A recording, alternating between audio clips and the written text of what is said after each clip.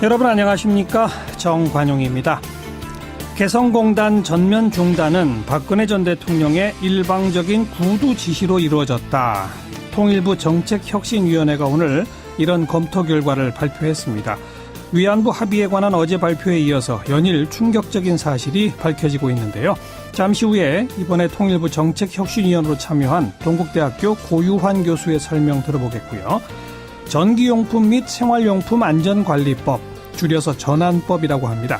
이 전안법이 지금 큰 문제예요. 영세 상공인들 생업 유지가 불가능하다, 이런 이야기까지 하는 상황이라 개정안 통과가 필요하다는 설명인데요. 이 개정안을 대표 발의한 더불어민주당 이훈 의원의 이야기 듣겠습니다.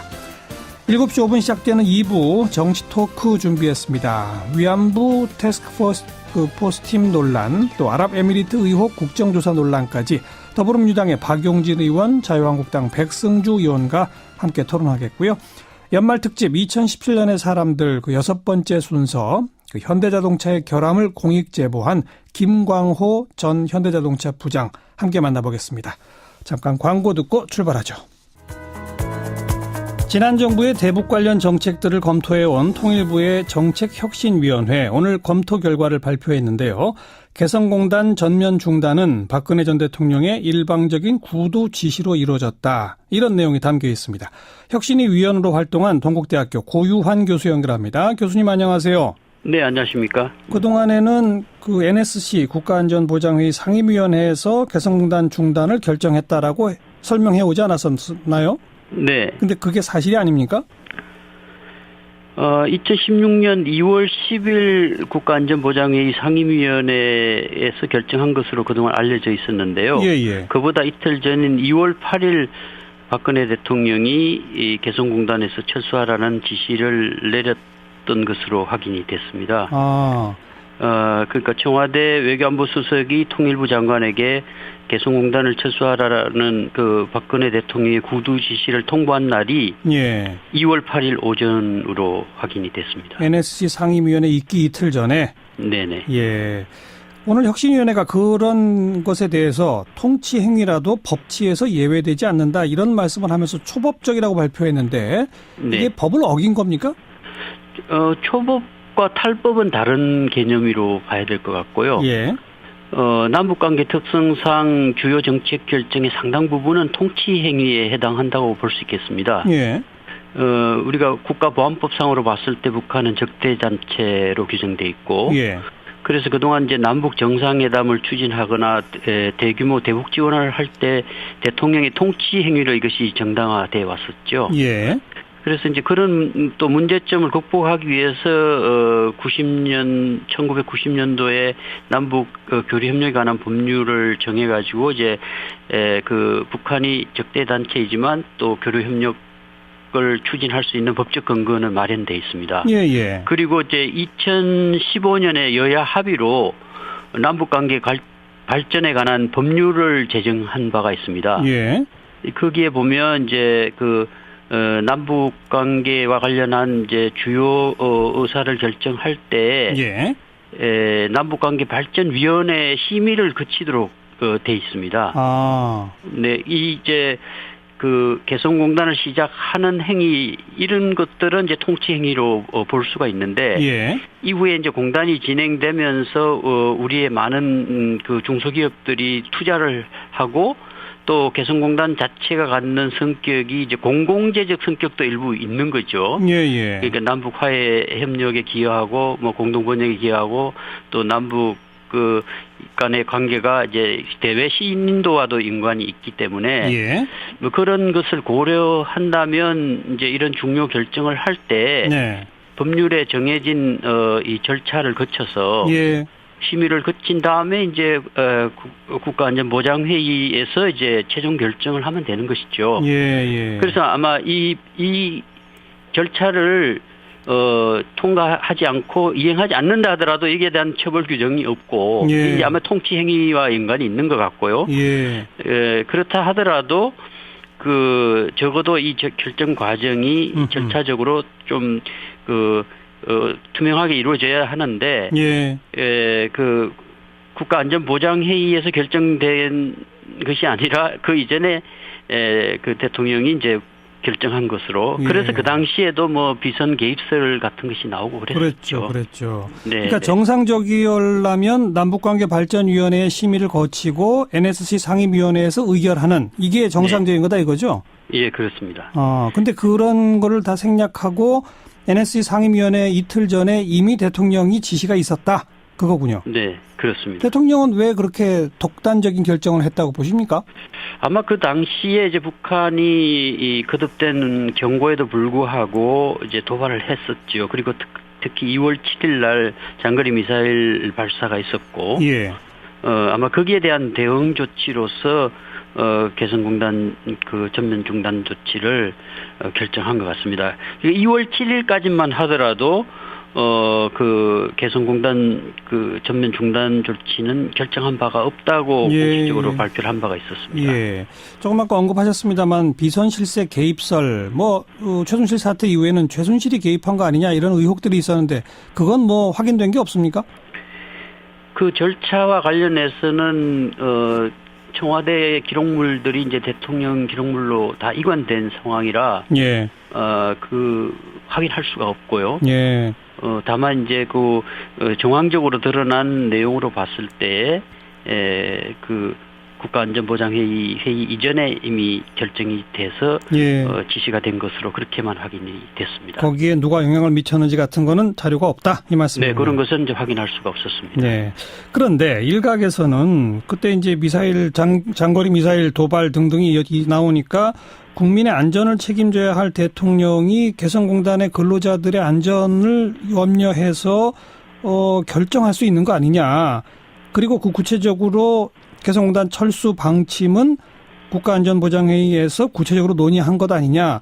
이걸 독단이나 초법적이라고 비판하는 것은 문제가 있다. 이런 지적도 있는데 어떻게 생각하세요?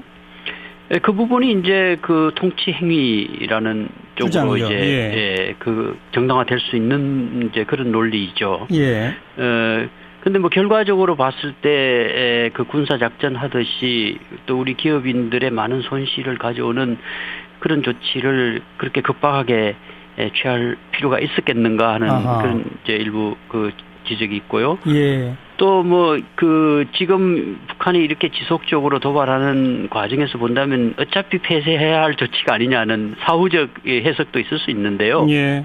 근데 지금 이제 이것은 하나의 사례로서 앞으로도 남북 관계에 있어서 주요한 의사 결정이 이루어질 때 그런 이제 법률적 절차에 따라서 이루어져야 하고 또 주요한 그런 결정들이 그 공공재적 성격도 있기 때문에 그런 이제 그 공익적 성격에 맞추어서 심의 절차를 거쳐서 결정하는 것이 바람직하다는 그런 차원에서 이런 조사가 이루어진 것이죠. 앞으로 대북 정책을 결정할 때는 법적 절차를 꼭 지켜라. 그런 말이군요. 네, 그렇다면 지금 기존의 법률들은 이걸 어기더라도 처벌할 조항은 없다고 하지 않았습니까? 네네. 법 개정도 필요할까요? 개정이 필요하기보다는 사실은 그건 국회 책임이라고 볼 수 있습니다. 그렇죠. 2015년도에 남북관계 발전에 관한 법률을 제정해두고도 국회가 여야 모두 제대로 점검하지 않았습니다. 통일부가 이 법률을 제대로 이행하고 있는지 하는 부분에 대해서 제대로 이걸 그 국회가 감시하지 못한 그런 책임이 있죠. 그래서 이제 그 우리 헌법상 그 대통령의 의무조항으로 통일과 관련된 의무가 있거든요.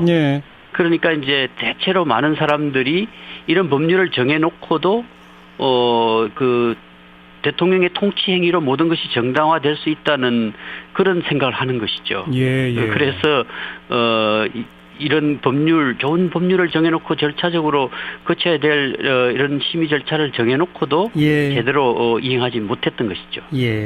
앞으로는 제대로 지키자. 그런 취지의 조사였다는 말씀까지 듣겠습니다. 고맙습니다. 예, 감사합니다. 동국대학교 고유환 교수였습니다. 전기용품 및 생활용품 안전관리법, 줄여서 전안법이라고 하는데요. 내년 1월 1일부터 바로 시행될 예정입니다. 근데 이 법이 워낙 문제가 많다는 지적이 많아서 개정안이 지금 국회에 나와 있습니다. 그런데 개정안이 지금 국회에서 처리를 못하고 있죠.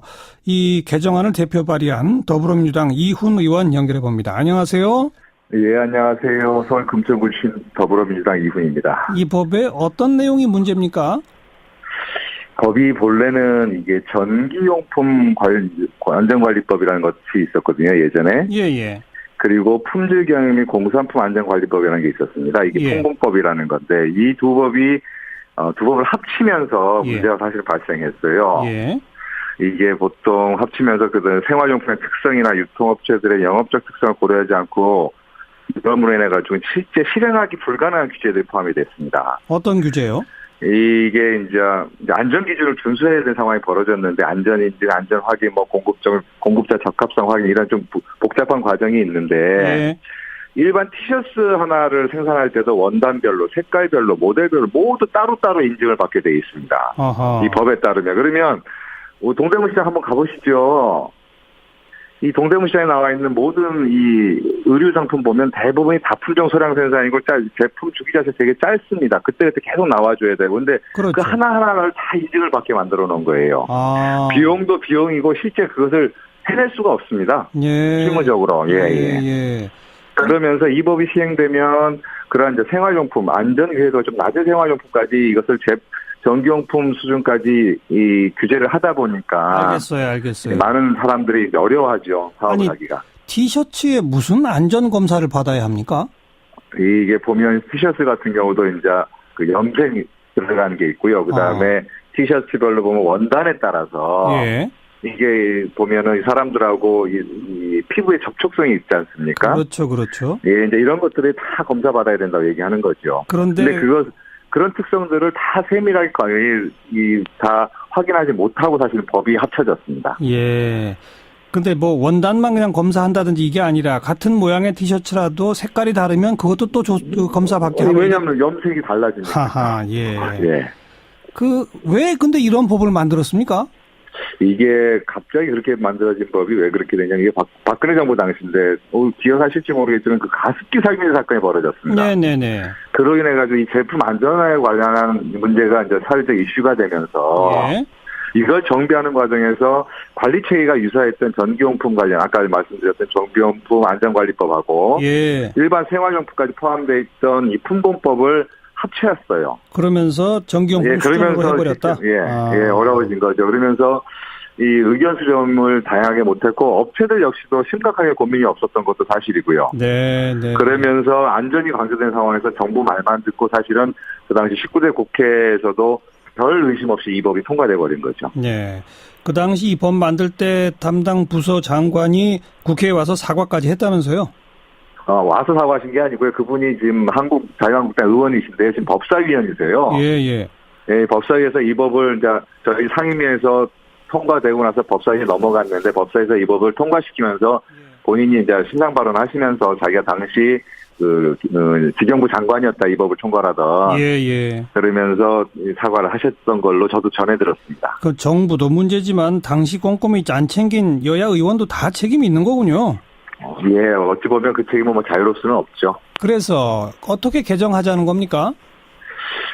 개정안 자체는 전부 얘기들이 좀 어려운데, 현행 전환법 대상 제품은 모두 사전 인증 받아야만 유통하고 판매가 가능합니다. 예. 그래서 거기에 따른 인증 비용, 인증 기간, 납품 지연 등 문제가 발생하는데, 저희들은 이제 그 중에서도 유해도라고 합니다. 그러니까 안전에 크게 이상이 없을 만한 제품들, 낮은 제품들 같은 경우는 안전기준 준수 대상 제도를 신설하는 겁니다. 현재 법상에는 안전인증, 그러니까 제일 높은 수준의 안전 인증 부분이 있고요.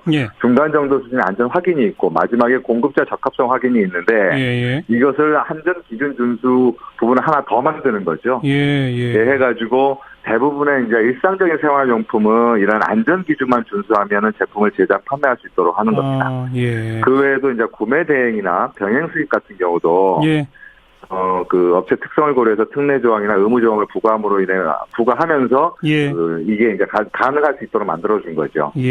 그러니까 대부분의 별 위험성 없는 제품은 사전 인증 안 받아도 되게끔 그런 거죠. 이제 사전에 제시되는 안전 기준 준수 사항들이 있습니다. 그것만 다 본인들이 안전 기준 준수를 하면은 다 판매할 수 있도록 하는 거죠. 제작하고 판매할 수 있도록. 그랬다가 이제 나중에 그 기준을 지키지 않은 것이 드러나면 거기에 대해서는 정확하게 이제 처벌하고. 처벌하고요. 네. 그 개정안에 대해서는 지금 여야 별로 견해 차이가 없는 거 아닌가요? 예, 변의 차이가 없습니다. 그래서 저희 산업위에서도 통과가 됐고 법사위에서 통과가 됐죠. 예. 그래서 본회의 부의된 상태입니다. 현재는. 그런데 이게 본회의 처리가 안 되면 기존의 그 법이 그냥 1월 1일자로 시행된다 이거죠? 그렇죠. 그렇게 시행되면 어떻게 됩니까? 시행되면 이게 이제 이 법에 보면은 처벌 규정이 좀 강하게 돼 있습니다. 잘못한 제일 강한 것은 3년 이하의 징역, 3천만 원 이하의 벌금, 내지는 300만 원 이하의 과태료까지 물게 돼 있는데, 그러니까 이제 이 소상공인들이나 중소상공인들이 전부 다 우리 범법자 만들겠냐 이렇게 얘기하시는 거죠. 예. 그래서 실제는 반드시 통과돼야 됩니다. 그래서 이 법에 문제가 있다는 게 이미 알려졌고 그래서 올 1년 동안 이것을 법을 유예해 왔습니다. 유예하면서 이제 개정안을 만들 수 있도록 노력을 해왔던 거죠. 그래서 그게 이제 올 12월 31일부로 이제 유예 기간이 끝나는데. 알겠습니다. 예. 개정안 통과를 못 시키더라도 또 1년 유예라도 해놔야 될 텐데 그것도 아무튼 국회에서 처리해야 되는 거죠? 또 처리해야 됩니다. 예. 그럴 바에는 그냥 개정안 통과가 낫겠네요. 낫죠. 자유한국당도 반대 아니라고 그러셨죠? 예, 자유한국당도 이 법에 반대 안 하십니다. 그럼 어떻게 내일이라도 본회의에서 처리될까요? 하다못해 그래서 저희 산업자원통상위원회 우리 위원장이신 장병 위원장님 원포인트 국회라고 해서 이거라도 통과시켜줘야 된다라고까지 말씀을 하셨거든요. 국민의당 의원이신데. 근데 이게 지금 현재 본회의에 부의되어 있는 31개 법안 정도 있을 겁니다. 법사위 통과된 게. 그것하고 지난번에 인사청문회 통과돼가지고 이 의결됐던 이 인사 안건들도 있어요. 맞아요. 다 여야 합의로 올리는 거거든요. 본회의 보는데 이 상황을 놓고 지금 국회 운영과 관련한 협상이 진행이 되지 못하면서 이것이 지금 처리가 안 되고 있는 겁니다. 이 분리를 해줘야 되는데. 알겠습니다. 이 분리를 안 해주시네요. 만약 처리 못해서 내년 1월 1일부터 시행될 때 국회 차원에서 이 영세상인이나 소상공인들 보호할 장치도 없죠? 장치가 없으니까 지금 당장 만약 지금 현재 1월 9일까지 임시국회가 일단 열려 있습니다. 며칠 여유가 좀 있긴 한데 만약 그 정도 상황이라면은 유일하게 할 수 있는 게 법이 안 되면은 단속을 보류하는 정도밖에 할 수 있는 게 없을 것 같습니다. 행정적으로. 단속 보류는 정부가 그냥 할 수 있는 거겠죠? 그렇죠. 이거 우선 이런 이상한 법을 만든 것부터가 문제인데 빨리 그 결자 해지 차원에서 풀어야죠. 빨리 해야 됩니다. 풀어야 됩니다. 그러니까 볼모를 잡을겠다고 했지 민생화 볼모를 잡으면 안 되는 거죠. 수고하셨습니다. 예, 감사합니다. 더불어민주당 이훈 의원이었습니다. 윤태곤 실장 어서 오십시오. 네, 안녕하세요. 올해가 다 가고 있는데 아직도 국회를 연이 많이 하고 있네요. 그렇죠. 과거 기억해 보시면요. 국회 선진화법이 없을 때 12월 31일 이렇게 해가지고 예산안 통과되면서 법안도 수백 개 확 통과되고 그러지 않습니까? 그렇죠. 다 일사천리로. 근데 이제 올해 같은 경우에 국회 선진화법 이후로는 분리가 돼 있어요. 그럼 예산안 같은 경우에는 우리가 예전에 여러 번 짚었지만은 법 정시하는 이틀인가 넘겼는데 나름대로 무난하게 됐는데 나머지 법안들이 이제 문제인 거죠. 근데 지금 이 올라가 있는 법안들이 쟁점 법안, 말하자면 여야 의견 대립이 된 거냐? 그것도 아니에요. 여야가 다 합의한 법안들. 맞습니다. 무쟁점 법안. 그게 이제 32개 법안이 있고 최재형 감사원장 후보자, 안철상 민유숙 대법관 후보자, 임명 동의안. 이것도 청문회하고 야당도 이 사람들은 괜찮다. 청문 보고서 다 채택한 사람들입니다.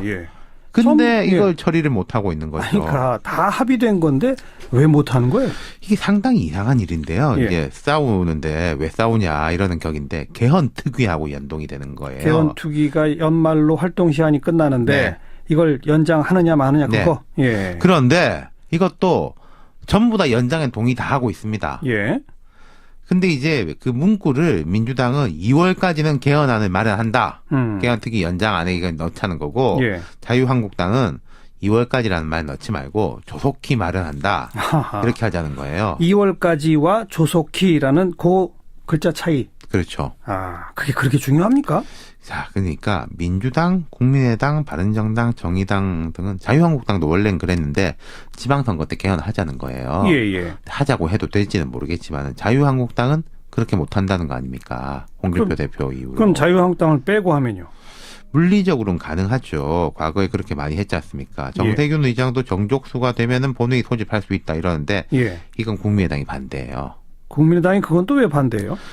일단 뭐 한나라당 패싱을 하는 게 옳지 않다. 한국당 패싱. 예, 자유한국당 110여 석이나 되는데 여당이 설득을 해서 데리고 와라는 것이고 이 좀 속내를 들어보면은 민주당이 한국당을 패싱하고 민생법안 감사원장 대법관 인사를 처리하자는 것은 내년에 있을 개헌 논의를 꼬이게 할 우려가 있다. 김동철 원내대표가 이렇게 말했어요. 개헌 논의를 꼬이게 한다. 예.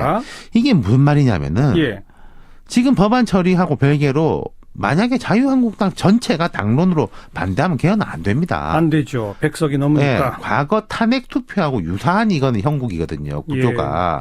자유한국당도 다 끌어들이든지 쪼개내든지 그래야 개헌이 가능한 거거든요. 김동철 원내대표는 사실은 그 이야기를 하고 있는 거죠. 이렇게 내몰아 버리면은 당론으로 아예 안 하는 쪽으로 갈 거다. 그러면 개헌은 지금부터 물 건너간다 이런 거죠. 그 개헌 투기랑 별개로 합의된 무쟁점 법안만 처리하자. 이게 또 안 됩니까? 우원식 원내대표가 지금 그 이야기를 하고 있어요. 근데 이제 자유한국당에서 못 받아들이는데 저는 그게 합리적이라고 생각하는 게 자유한국당 입장에서도 그렇습니다. 아까 자유한국당이 반대하면 개헌 안 된다고 했잖아요. 그러니까요. 개헌 특위조차도 자유한국당이 안 들어가고 반대하면은 이게 이루어질 수가 없어요. 그렇죠. 그러니까 지렛대는 자유한국당이 가지고 있는 거거든요. 그러니까 이게 합의한 법안 처리를 동참한다고 해서 예를 들어서 여당이 이렇게 나 몰라라 하고 버틸 수가 없는 사안이거든요. 이거는. 그렇죠. 지금 대통령이라든지 청와대에서는 개헌하겠다라고 하니까 오히려 자유한국당이 좀 강자 입장에 서 있기 때문에 법안 처리는 해줘도 된다는 거죠.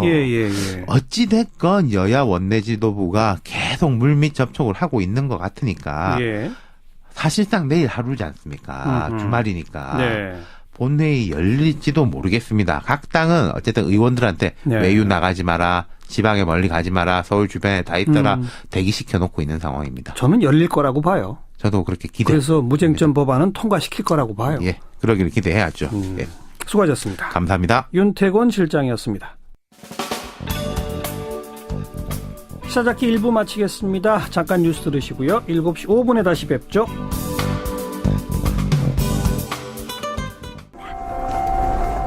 오늘 하루 화제가 된 뜬 뉴스들부터 정리해드립니다. CBS 김현지 기자 안녕하세요. 네, 안녕하세요. 저 소식은요? 네, 대한간호조무사협회 홈페이지 마비입니다. 간호조무사 자격 신고가 당장 사흘 뒤 마감된다는 소식에 접속자들이 폭주한 건데요. 올해부터 간호조무사들은 3년마다 실태와 취업 상황 등을 보건복지부 장관에게 신고해야만 합니다. 그런데 이런 중요한 소식을 협회 측이 어제서야 공지한 겁니다. 이 때문에 오늘 오전 내내 간호조무사협회가 포털 실시간 검색어 상위권에 오르면서 화제가 됐습니다. 만약 신청 못하면 어떻게 되는 거예요? 네, 이게 현재 간호조무사 자격증 소지자가 72만 명에 달하는데요. 만약 제때 신고를 못하면 재신고 때까지 자격이 정지될 수 있는 겁니다. 하지만 서버 폭주로 접속조차 안 되자 만약 신고 못하면 누가 책임을 질 것이냐. 지금까지 공지나 문자 한 통 없고 인터넷은 마비고 도대체 어쩌란 말이냐면서 불만이 쏟아졌는데요. 결국 협회 측은 자격 신고 기간을 내년 3월 말까지 연장하기로 했습니다. 처음부터 그렇게 했어야죠. 참. 다음 소식은요? 네, 이제는 놀랍지도 않은 뉴스일지도 모르겠습니다. 바로 암울한 한국 노동 시간인데요. 고용노동부가 오늘 국가별 연간 근로시간을 발표했는데 경제협력개발기구 OECD 28개 국가 중에 우리나라 근로시간이 뒤에서 두 번째로 긴 것으로 나타났습니다. 통계는 2015년 기준인데요. 우리나라 연간 근로시간은 2071시간으로 가장 짧은 독일보다 무려 770시간이나 길었습니다. 1692시간인 OECD 평균보다는 연간 379시간이나 더 일하고 있습니다. 노동 환경은 후진국이나 다름없네요. 네, 그렇습니다. 이게 밤늦게까지 일하는 것을 당연하게 여기는 문화 탓이 큰데요. 문제는 근로시간뿐만 아니라 고용률 또한 66.1%로 OECD 평균 67%보다 낮았고요. 또 기업 이익 가운데 노동자에게 돌아가는 몫인 노동소득 분배율 역시 평균보다 1.1%가량 낮았습니다. 네, 다음 뉴스는요? 네, 새해가 나흘 앞으로 다가왔는데요. 시사자키 청취자분들은 지금 당장 내년 달력을 펴시는 게 좋겠습니다. 내년 법정 공휴일 수가 69일이나 되는 겁니다. 예. 1990년대 이후 역대 최다 공휴일이자 또 징검다리 휴일도 많다고 하는데요. 연차만 잘 활용해도 긴 연휴를 즐길 수 있는 만큼 휴가 계획을 미리 짜둔다면 좋을 것 같습니다. 언제가 긴 연휴가 가능한 거예요? 네, 이게 1월 1일 신정이 월요일이어서 주말을 포함해 사흘간의 휴일이 이어지고요. 또 설과 추석 연휴는 각각 6월 15일 목요일부터 일요일까지, 또 9월 22일 토요일부터 수요일까지여서 앞뒤로 연차를 내면 닷새에서 최장 90일간의 연휴를 보낼 수 있습니다. 예. 또 3.1절과 석가탄신일, 한글날도 징검다리 휴일이고요. 또 6월에는 현충일과 또 13일 지방선거일이 힘든 한 주의 가운데인 수요일에 자리 잡아서 조금 수월한 한 주를 보낼 수 있을 전망입니다. 네, 수고하셨어요. 네, 감사합니다. 김현지 기자였습니다. 정치권 이슈들 여야 의원들이 직접 토론하는 정치 토크입니다. 더불어민주당의 박용진 의원 안녕하세요. 네, 안녕하세요. 박용진입니다. 네. 자유한국당 백승주 의원 안녕하세요. 예, 경상북도 구미의 백승주 의원입니다. 안녕하세요. 전화상이지만 두 분 인사 좀 하시고요. 안녕하세요, 백 의원님. 예, 박 의원님 안녕하세요. 네. 저도 제 소개할 때 우리 백 의원님처럼 제 지역구 소개할 걸 그랬어요. 매번 저는 당을 빼먹었어요. 저는 자유한국당입니다. 그래, 박용진 의원 지역구가 어디예요? 서울 강북구 을구입니다. 예, 네. 예. 감사합니다. 자, 분위기 좋네요, 시작은. 오늘 첫 번째 주제는 어제 그 위안부 태스크포스 팀이 한일 위안부 합의 관련해서 보고서를 냈습니다. 우선 야당 목소리부터 들어보죠. 백승주 의원, 태스크포스 팀 활동 결과에 대해서 어떻게 평가하십니까?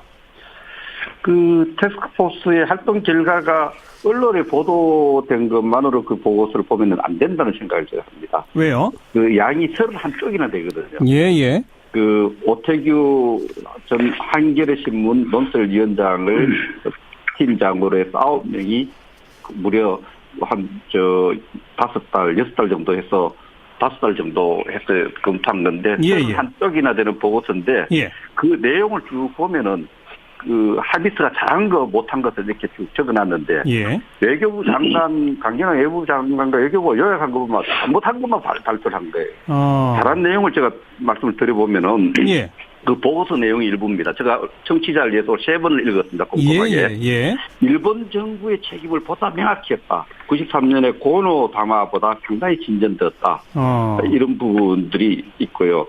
또 일본의 총리의 사과도 명확히 개선되었다. 우리 국민의 성의는 안 찹니다만 개선되었고 그 금전적 조치와 관련해서도 일본 정부 예산을 사용했기 때문에 긍정적으로 볼 수 있다. 그 일본은 뒤에 배상이란 말을 안 쓰려고 하지만 그런 긍정적으로를 했고 좀 아쉬운 부분은 이걸 최종적인 해결로 본 것은 좀 아쉽다. 불가역이라는 표현을 썼어요. 그러니까요. 그리고 혼혈상 이전에 대해서 정부의 태도가 공개된 입장하고 비공개된 입장이 차이가 좀 있다.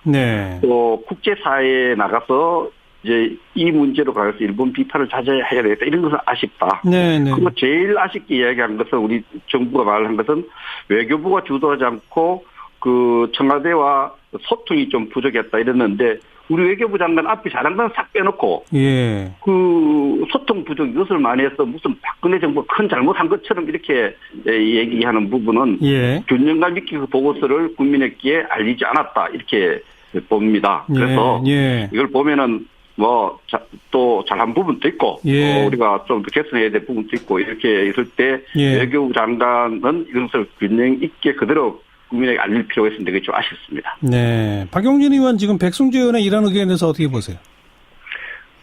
백 의원님하고 저하고의 지역구 차이는 서울 강북구와 경북 청도 정도인데요. 구미. 의견 차이는 구미 정도의 차이인데 의견 차이는 일본하고 한국 거리만큼이나 더 먼 것 같아요.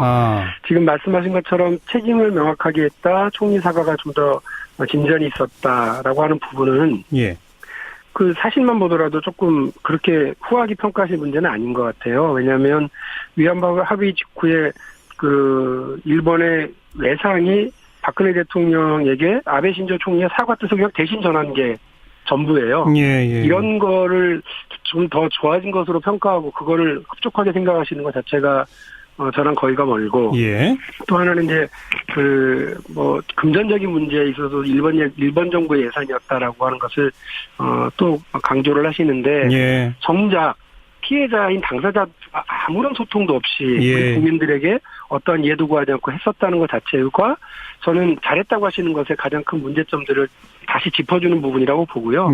이 합의에서 특히나 우리 정부가 우리 국민을 속인 게 문제인 거죠. 이면 합의가 있었느냐? 전혀 없었다라고 얘기를 몇 번을 했었거든요. 그 이면 합의의 내용이라고 하는 게 창피할 정도라고 받아들일 수밖에 없고 아까 배 위원님도 말씀하셨습니다만 외교부가 마치 주도를 한 것처럼 발표를 했는데 실제로는 대통령 지시하에 대통령의 진두지휘하에 국정원의 그 국정원장이 직접 했었던 거 아니겠습니까? 그렇죠. 이런 방식으로 하고 정치적인 어떤 이유 때문에 조급하게 쫓겨서 이렇게 허겁지겁 합의를 하는 것 자체가 그리고 이런 불합리하고 창피한 합의를 만들어내는 것 자체가 저는 지금 이 부분은 잘했다, 이 부분은 못했다 이렇게 구분해서 말씀하시기조차도 알겠어요. 밖으로 그 두 분의 어쨌든 그 합의 과정에 대한 평가를 들어봤는데 청취자들한테 제가 그걸 바로 잡아야 될 부분이 있습니다. 제가 말씀드린 내용은 저희 평가 내용이 아니고요. 데스크포스트의 평가다. 해당되는 보고서의 내용들입니다. 이게 30쪽 내용인데 그게 참여한 분들이 한겨레 신문 전 논설위원장 실장이 대표고 선미라 인권재단 이사장님, 조세영 종사자 등등 9분이 보고서 내용에 제가 이야기한 전달하듯이 청취자들 전달한 내용이 그대로 들어있습니다. 이런 부분은 잘 되었고 이런 부분은 아쉽다. 이렇게 해놨고요. 그 마지막 부분이 굉장히 인상적인데 마지막 그 문장이 어떤 얘기 들었냐면 외교라는 것이 한쪽이 원하는 것을 다 반영할 수 없는 그런 상대방이 있는 만큼 애초에 세웠던 목표와 기준 검토가 제기되었던 모든 걸 다 할 수는 없다라고 한계도 명시해놨어요. 그 30쪽의 보고서를 제가 내용을 추가해서 전달 안 된 부분을 전달해 드리는 겁니다. 이왕 말씀하신 김에 백성주 의원 지금 일본 정부는 강하게 항의하고 있지만 오늘 문재인 대통령의 표현에 따르면 정부는 일본과의 재협상 쪽으로 가는 듯한데 앞으로 어떻게 해야 한다고 보시는지까지 말씀해 보시죠. 그래서 일본 아베 총리는 1mm도 바꿀 수 없다는 이야기고 우리 대통령은 재검토를 해야 된다 했는데 우리 정부가 유의할 점은 우리가 좀 살펴볼 점은 이것을 무효하지는 않았습니다. 발표에서도 아직은요. 여러 가지 문제는 있지만 그래서 이 문서 성격도 그 보고서에 적혀 있습니다. 이 문서는 양국 외교부 장관이 합의하고 양국의 우리 대통령과 일본 총리 대신이 추인한 거기 때문에 조약이 아니다. 국제 비준으로 조약이 아니기 때문에 그 내용에 불만이 있으면 제가 볼 때는 재검토할 수 있다고 봅니다. 다만 일본 아베 총리는 당시 이 문서를 만들 당시의 총리고 우리 대통령은 거기서 비판적 입장을 가진 새로운 대통령인 거죠. 그렇죠. 아베 총리가 있을 때는 이게 재검토하기가 외교적으로 엄청난 한일 간의 그 마찰을 감내해야 재협상이 되지 않겠나 보는데 그 문서 성격으로 봐서는 문제가 있으면 가는 거지. 그리고 이 합의 자체가 그 일본 정부의 지도자들이 진정성 있는 반성이 없으면 문서로서는 의미가 없습니다. 진정성 있는 반성이 있을 때까지는 계속해서 우리가 일본의 반성과 사과를 요구해가는 게 필요하다고 생각합니다. 재협상도 가능하다고 본다. 그런 말씀이네요. 곽영진 의원 여기는 별로 견해 차이가 없을 것 같은데요? 네, 저는 백승주 의원님 의견에 환영을 하고요. 왜냐하면 그 자유한국당 수석 대변인의 논평을 보면 저렇게 발표한 것 자체에 대해서 기회주의적인 행동이다.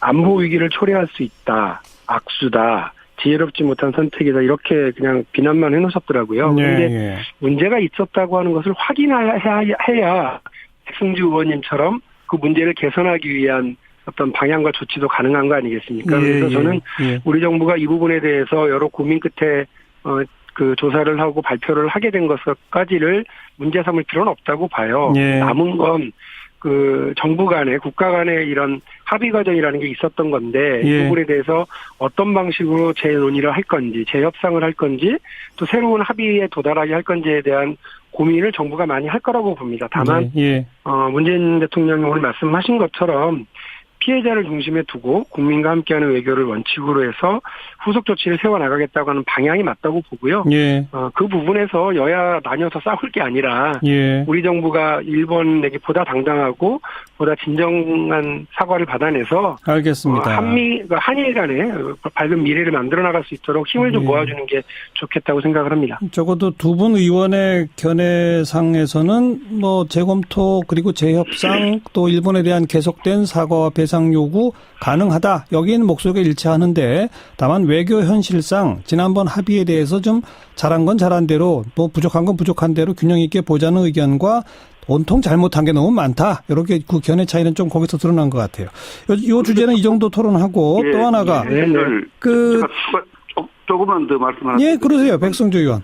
예, 이 문제를 아주 보고서를 진짜 균형 있게 해석을 하고 이 문서를 가지고 이전 정부의 직전 정부를 정치적으로 보복하는 사용해서 안 됩니다. 한일 관계에 우리 대외 정책에 도움되는 방향을 활용해야 된다 이렇게 생각합니다. 예.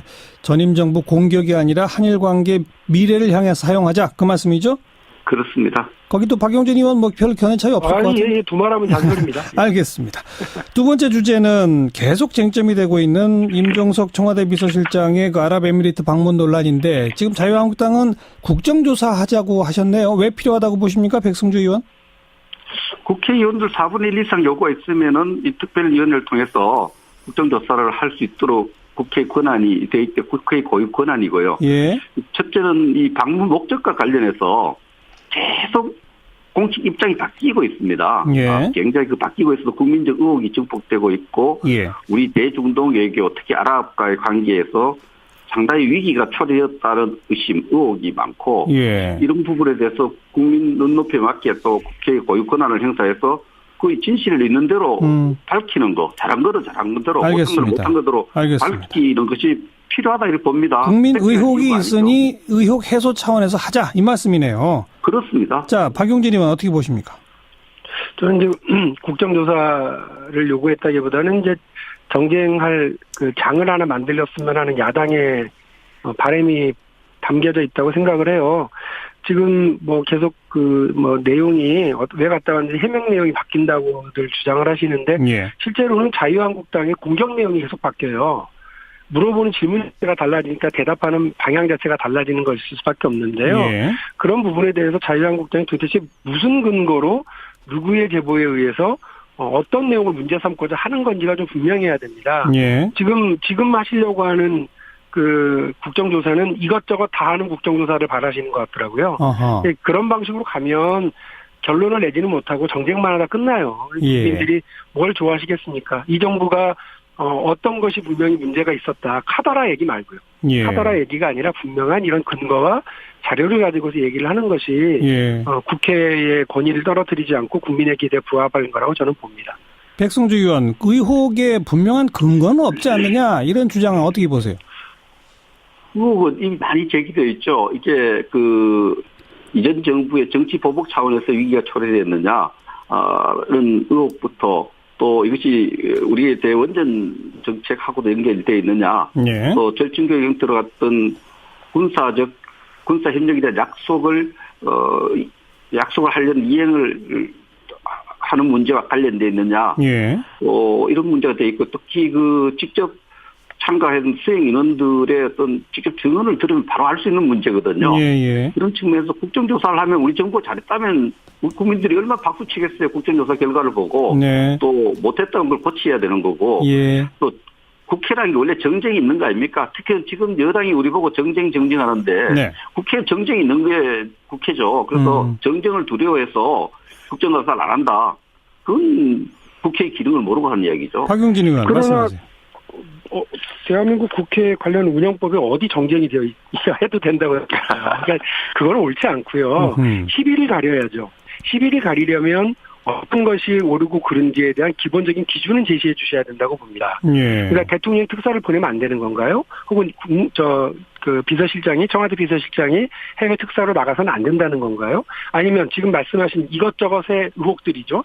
제가 아까 말씀드린 것처럼 근거도 분명치 않고 자료도 없이 그냥 카더라라고 하는 의혹 제기만 하신 건데 정치보복 프레임 원전 문제의 이상 징후, 예. 군사협력과 관련된 문제, 예. 수행단 등의 문제, 이런 등등등의 문제를 이것저것 늘어놓고 그거를 시비를 가릴 수는 없는 거 아닙니까? 예. 그러니까 자유한국당이 궁금해하고 자유한국당이 의심을 갖는 걸 해결해 주는 게 국정조사가 아니에요. 그러니까 그걸 해달라고 요구하시면서 국정조사를 하겠다고 그러면 어느 국민과 어느 의원들이 그거에 동조를 하고 함께 해주겠어요. 네.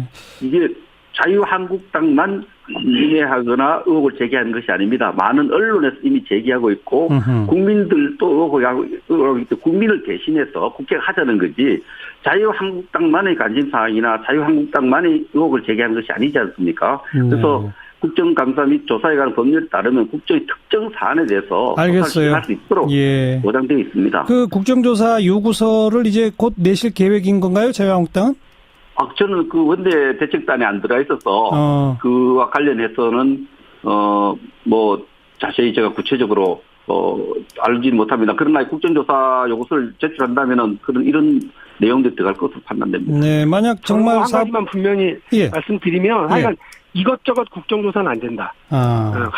카더라를 기반한 국정조사는 무섭다. 네, 이렇습니다. 그러니까 뭔가 요구하려면 분명한 근거를 갖고 요구해라. 이게 더불어민주당의 입장이다 이 말이죠. 그렇습니다. 그런데 그냥 4분의 1 이상 소명받아서 요구가 되면 어떻게 대처하실랍니까, 여당은? 아니 그건 또 어째 그 절차를 따라서 합니다. 4분의 1 요구해서 그 부분을 무조건 받아들여가는 게 아니니까요. 예. 국정조사에 대한 또 의결을 해야 되죠. 네. 그렇습니다. 오늘은 일단 여기까지 듣겠습니다. 국정조사가 진짜로 추진될지 저희도 관심 갖고 지켜볼게요. 고맙습니다. 네, 감사합니다. 더불어민주당 박용진 의원, 자유한국당 백승주 의원이었습니다. 사운드 오브 뉴스입니다. 김민아 기자 어서 오십시오. 안녕하세요. 오늘 들어볼 소리는요. 이동식 크레인이 전복돼서 도로에 버스를 덮치는 일이 일어났는데 소리를 들어보시죠.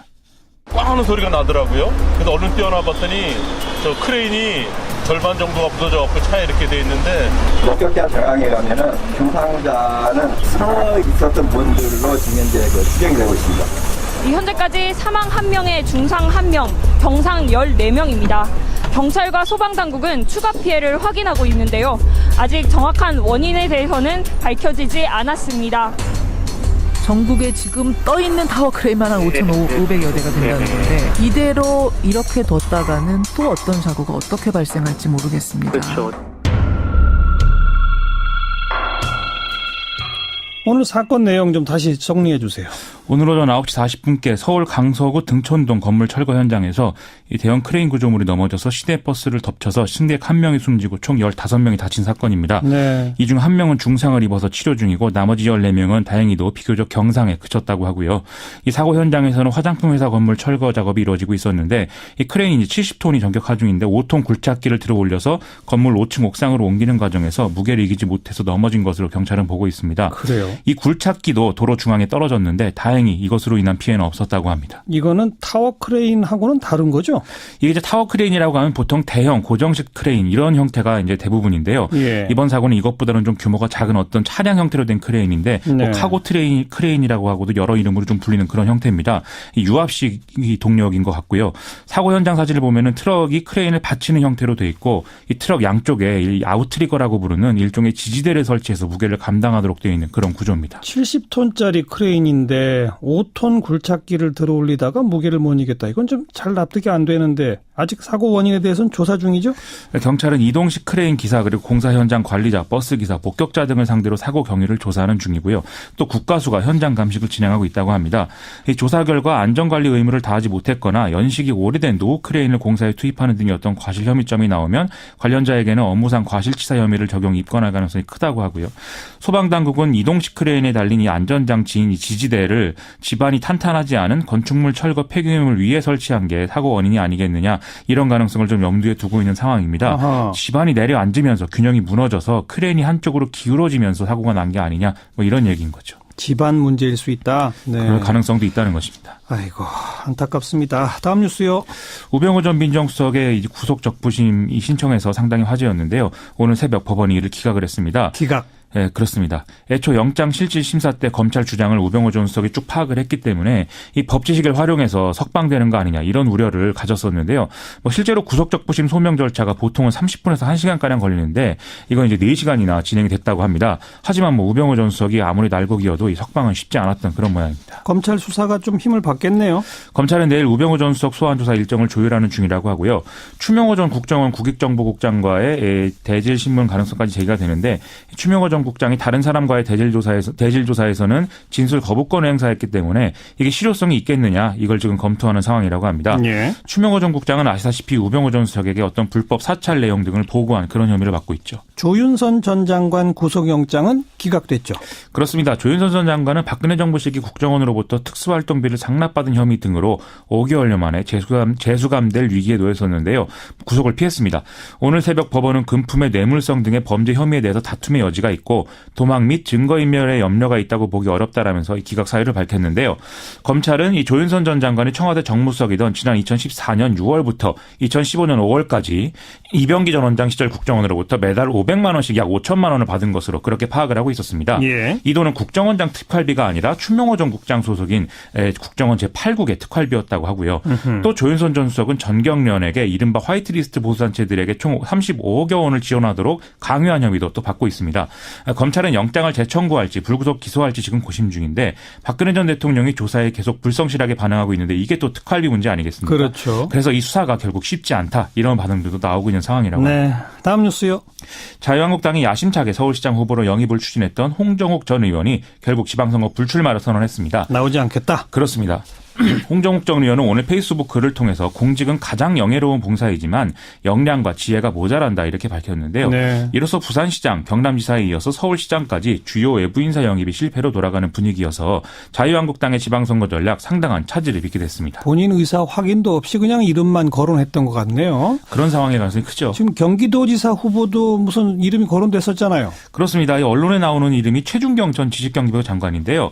과거에 임창열, 김진표 전 경제부총리들이 출마했던 걸 연상시킨다. 이런 얘기들도 했었죠. 예. 그런데 최준경 전 장관이 출전할 경우에 과연 경쟁력이 있겠느냐. 이건 좀 생각해볼 문제다라고들 하는 얘기도 많은 것 같습니다.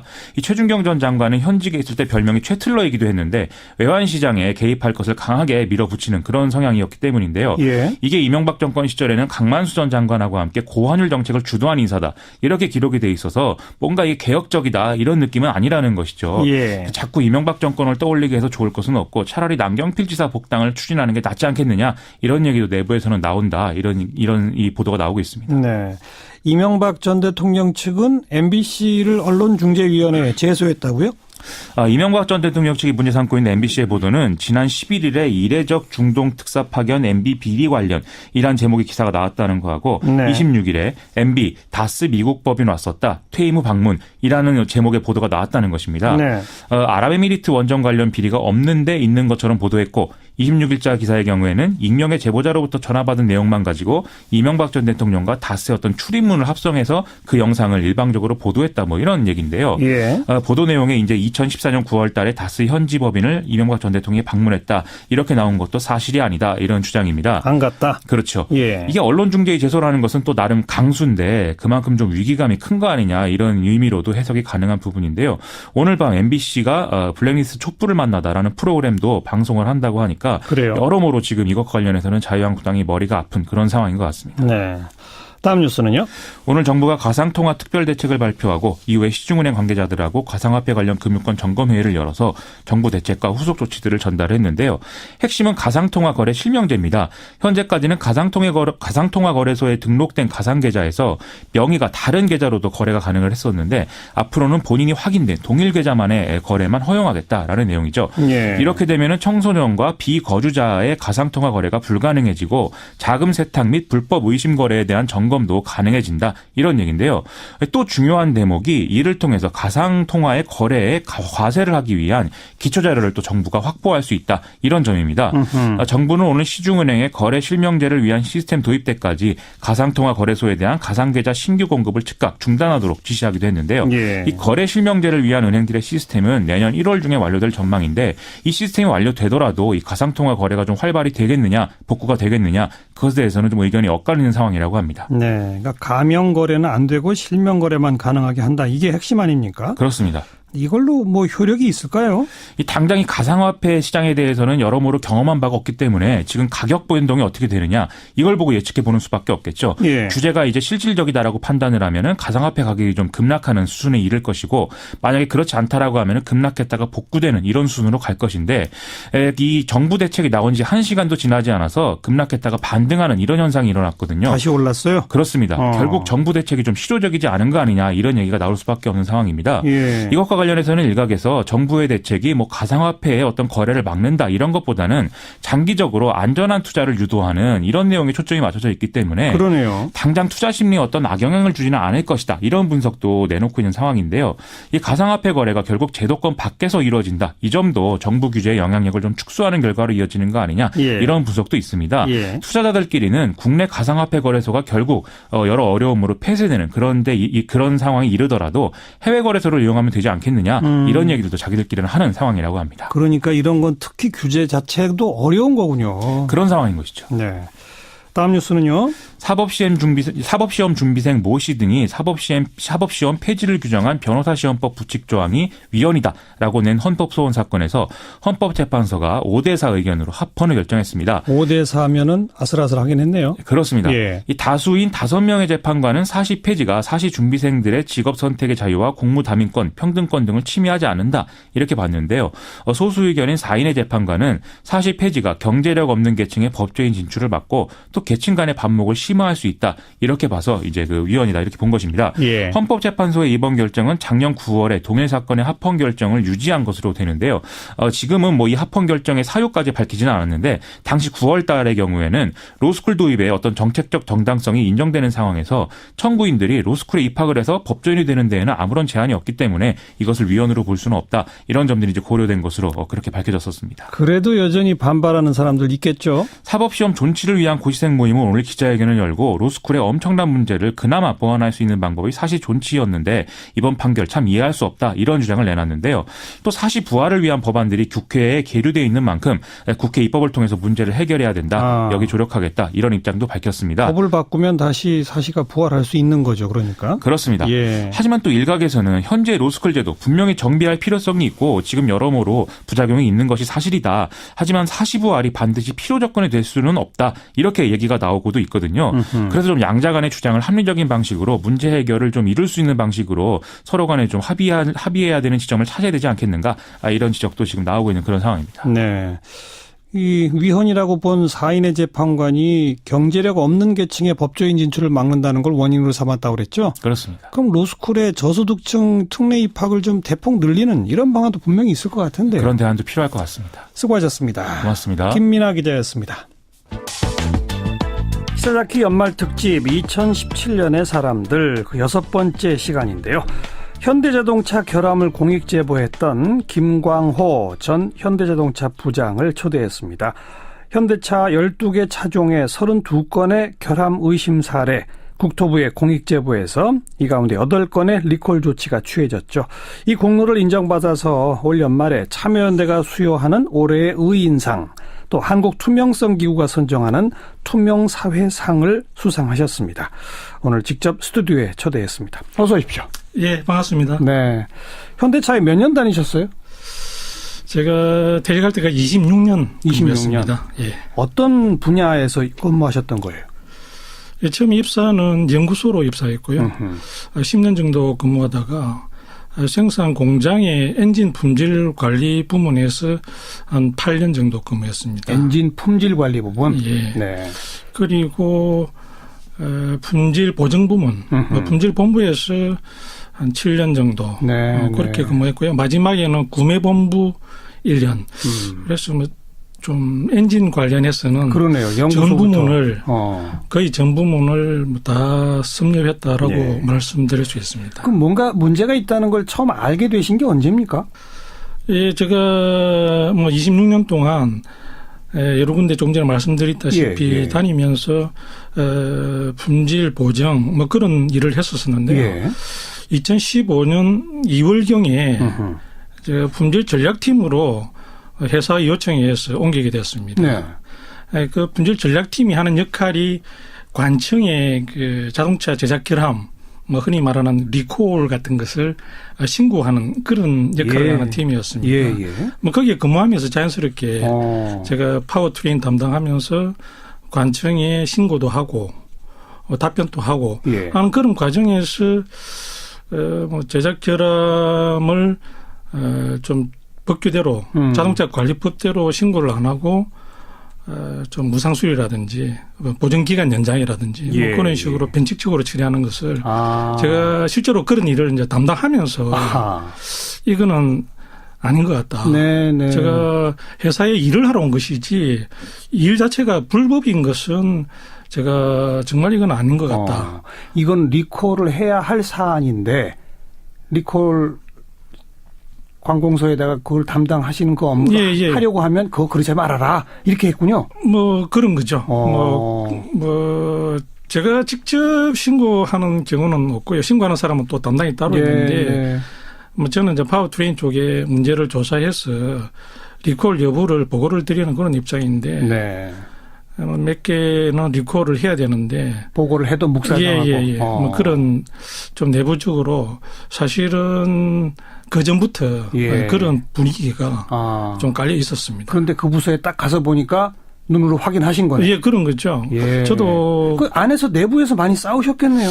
그 팀에 있을 때는 그러니까 그 팀 가기 전에는 그 팀에서 그런 정도로 그 불법적인 어떤 역할을 하는지는 모르셨고 사실은 짐작까지 못했습니다. 근데요, 이제 가서 딱 보고 가서 보니까 너무 그 거의 관행이다시피 거의 뭐 국내 같은 기준으로는 90% 이상을 신고를 안 하고 그 보통 그 무상수리라고 그럽니다. 그렇죠. 문제 있으면 차를 고치는 주는데 그 정상적인 어떤 절차를 밟지 않고 하는 것을 제가 일을 했었죠. 그런데 이제 그 부서에 가서 이러면 안 됩니다. 이건 리콜해야 합니다라고 말을 하셨을 거 아니에요. 그랬더니 안에서 어떤 반응이 나왔습니까? 제가 한 6개월 근무하면서 뭐 이런 일 자체가 저도 엔지니어였기 때문에 도저히 이제 적성에도 안 맞고 이제 불법적인 일은 더 이상 제 양심상 못 하겠다. 그래서 사실 그런 분위기에서 같이 일을 하면서 그 조직 내에서 이야기를 한다는 것은 좀 어려워요. 어불성설입니다. 전부 다 어제도 그렇고 지난해도 그렇고 매일같이 그런 일을 하고 있는 분위기에서 제가 나서서 이런 문제제기 할 수 없는 분위기였습니다. 그래서 제가 인사실에 먼저 찾아갔습니다. 제가 이런 일을 하고 있는데 이게 불법적인 일이기 때문에 좀 다른 팀으로 가서 일을 하고 싶다. 옮겨달라고 이야기를 했는데 거절당했죠. 그래서 제가 마지막으로 할 수 있는 선택이 감사실입니다. 대한민국에 감사원이 있듯이 있죠. 감사실이 그런 어떤 내부 비리라든지 어떤 그런 것들을 조사해서 처리하는 그런 기관이기 때문에 얘기했더니 감사실이 찾아 이야기를 하니까 뭐 다 2시간 동안 이야기를 듣고 제가 가져간 증빙 자료도 다 뭐 챙기고 조사해서 결과를 알려주겠다. 뭐 그렇게 제가 답변을 드렸습니다. 그리고요. 조사한 결과는 어떻게 됐어요? 그리고 조사 결과를 제가 받지를 못했습니다. 뭐 어떻게 조사를 하겠다는 이야기도 못 들었습니다. 제가 그리고 그래서 한 달 후에 지금 조사하기 위해서는 내부에서 근무했던 사람의 어떤 그런 제보가 필요한데 내가 추가로 좀 더 말씀을 드려야 될 것 같은데 제대로 조사를 하기 위해서는 좀 왜 부르지 않느냐. 그랬더니 이제 그 당시에는 제가 부서를 옮겼습니다. 더 이상 나는 여기서 일을 못하겠다. 그래서 제가 구매본부의 협력업체 분별 강화팀으로 옮겼습니다. 옮기고 나서 이제 그렇게 이야기했더니 뭐 감사실에서 답변이 당신은 새로 옮긴 팀에서 열심히 일해라. 나머지는 우리가 알아서 하겠다. 그게 알겠습니다. 마지막 답변이었습니다. 결국 안에서는 안 된 거예요. 그리고 이제 그 자료들을 가지고 고민을 많이 하셨을 것 같아. 이거 외부에 알려야 할까 말을까 고민 많이 하셨죠. 고민 많이 했죠. 제가 뭐 거의 1년 동안 거의 새벽 2시 정도 되면은 잠이 깼습니다. 아이고. 그 1년 동안 제가 혼자서 고민했죠. 이걸 다른 사람하고 의논할 수 없는 내용이었습니다. 뭐 동료들이 전부 다 그 자동차 직원들이었고 제가 의논할 상대가 없었습니다. 그래. 1년 동안 그렇게 새벽 2시마다 잠 깨면서 고심하다가 그래 결심했다. 어떤 계기로 결심하시게 됐어요? 제가 뭐 긴 시간 동안 고민하면서 이런저런 제 나름대로 해야 될 이유를 갖다 고민해 봤습니다. 할 수밖에 없는 이유가 뭐냐. 이게 쉬운 일이 아니고 어디 보면은 희생이 따르는 일인데 제 스스로를 설득을 시켜야 이게 시작이 되니까. 네. 그러면서 제가 이것저것 여러 가지 이유를 생각해 봤는데 네. 제가 결국에 이런 생각이 들었습니다. 제가 그 당시에 25년간 현대자동차에서 상당히 고시급의 월급을 받았는데 네. 그 월급을 회사에서 뭐 경리 쪽에서 줬지만은 그 돈이 결국에는 소비자들 주머니에서 나온 것인데 그렇죠. 그 소비자들이 위험하다는 걸 내가 알고 있는데 내가 그것을 내마저도 그냥 눈 감아버리면은 제가 정말 그 영원히 네. 후회할 것 같은 생각이 들더라고요. 네. 그러면서 지금은 내가 좀 후회하는 정도로 눈만 감으면 되지만은 제가 저도 20, 30년 후에 이 세상을 떠나야 될 것인데 네. 그 시점쯤 되면은 지금 이 시대를 이 상황을 제가 회상하면서 땅을 치고 후회할 것이다. 네. 그렇게 저를 사실은 설득을 시킨 것이죠. 자, 그렇게 이제 제보를 하셨고 사회가 떠들썩해졌고 결국 이제 밝혀진 게 현대차는 이미 그 결함을 알고 있었고 미국에서는 똑같은 차종에 똑같은 엔진에 대해서 리콜을 자발적으로 미국에서는 다 했던 사안을 한국에서는 안 했다. 이런 게 다 드러나지 않았습니까? 예, 그게 지금 말씀하신 부분은 사실관계하고 조금 다릅니다. 아, 그래요? 이게 리콜이라는 게 뭐 엄청 좀 복잡합니다. 뭐 사안도 많고요. 그러니까 간단히만 정리해 주시죠. 간단하게 말씀드리면 미국도 사실은 이게 비용이 너무 많이 들기 때문에 지금 뭐 대표적인 예로 뭐 셰타 엔진이 네. 지금 문제가 되어서 고속도로 주행 중에 엔진이 깨지고 뭐 화재가 나고 그런 일이 있었지 않습니까? 네. 그거는 예로 들면은 미국에 판매됐던 차량이 셰타2 엔진 GDI 타입이라고 227만 대 정도가 판매되었습니다. 예. 그중에 15년 9월 달에 리콜을 1차 했습니다. 네. 1차 하면서 47만 대를 했습니다. 예. YF 소나타 47만 대만 했고 예. 전체 대상 차종이 6개 차종이었거든요. 예. 나머지 180만 대는 안 했어요.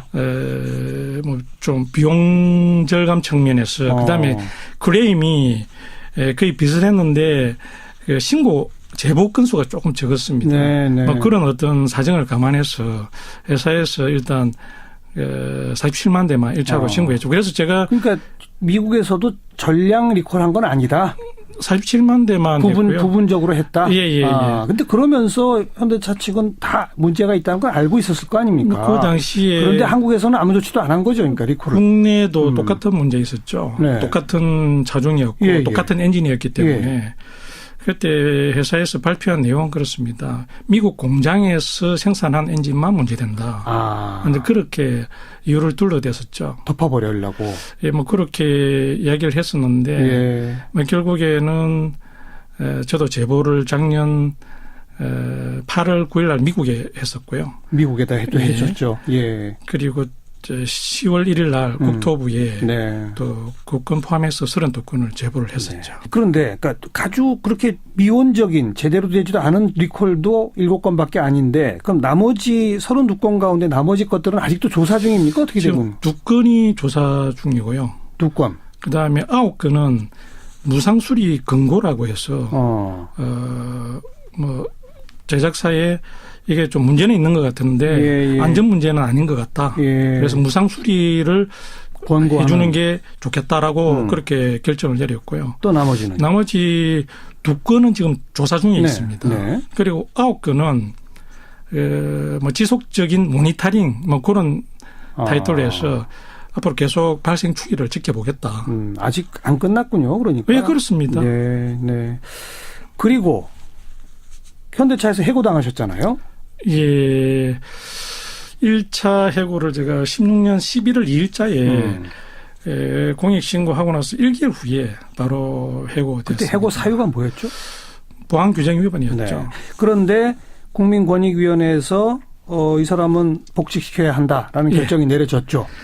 예, 그렇습니다. 제가 1월 13일 날 공익신고자 보호법에 보면은 네. 불이익 조치한 자에 대해서 보호조치 신청을 할 수 있게 되어 있습니다. 그렇죠. 그래서 제가 보호조치 신청을 했고요. 한 2개월 정도 제가 소견서 그다음에 회사 측의 답변서를 종합 검토해서 국민권익위원회에서 복직 결정, 해고 무효 그렇게 결정을 내렸습니다. 그런데 현대차는 복직시켰나요? 4월 20날 그러니까 3월 13일 날 결정이 나고 한 달 후에 행정소송을 제기를 했습니다. 국민권익위에 복직 결정 받아들일 수 없다. 예, 그렇습니다. 소송을 냈군요. 예, 소송을 제기했습니다. 예. 소송하면서 우리는 복직 인정 못한다. 인정 못한다. 그렇게 소송으로. 그래서 어떻게 됐습니까?